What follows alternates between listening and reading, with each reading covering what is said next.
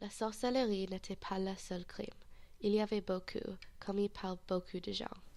Les rois ont commis des crimes, mais ils n'étaient jamais accusés de ce qu'ils ont fait.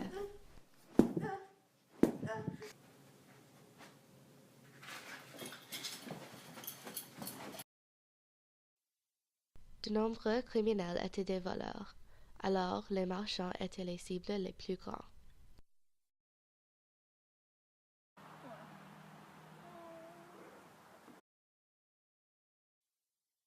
L'enlèvement était fréquent et les enfants qui étaient enlevés sont devenus des esclaves. Yay! Viens avec moi.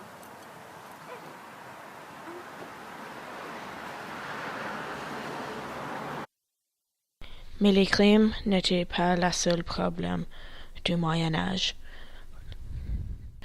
Les années 1347 à 1352 apportaient la peste noire. Il y a trois formes de la peste noire: la peste bubonique,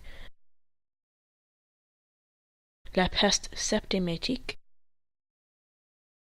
et la peste pneumonique.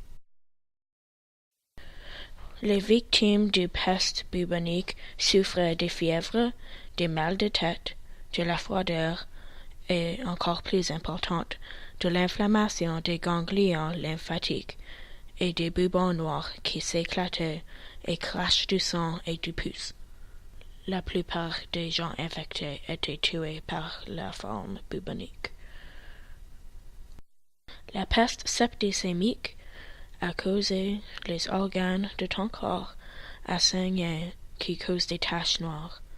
Malheureusement, les gens mouraient 1 ou 2 jours plus tard. C'est la forme la plus mortelle. La forme la plus rare est la forme pneumonique. C'est donc où les bactéries infectées par la peste s'infectent les poumons. Ça devient extrêmement difficile pour respirer et tu es presque garanti de mourir. Avec du temps, de plus en plus de personnes mouraient chaque jour, qui a causé beaucoup de chaos tout partout. De plus en plus, les gens ont commencé de faire leurs propres remèdes. Quelques-unes faisaient beaucoup de sens, comme toutes les rues devaient être nettoyées de tout le gaspillage ou des animaux morts. Un autre remède qui est très dégoûtant, c'est que les gens ont coupé leurs veines, espéraient que leur sang va cracher de leur corps avec l'infection. Les gens ont même essayé d'utiliser la sorcellerie pour arrêter l'infection. Malheureusement, rien n'a fonctionné. Les docteurs ont commencé à porter un costume inventé par Charles Delorme.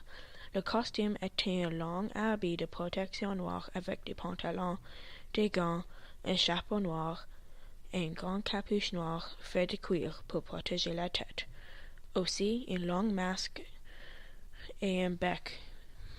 Et pour finir, un bâton de bois qui termine notre costume qui symbolise la peste noire. La raison pour laquelle ils ont porté le costume était parce qu'ils pensaient qu'ils étaient protégés de la peste et qu'ils ne pouvaient pas être infectés.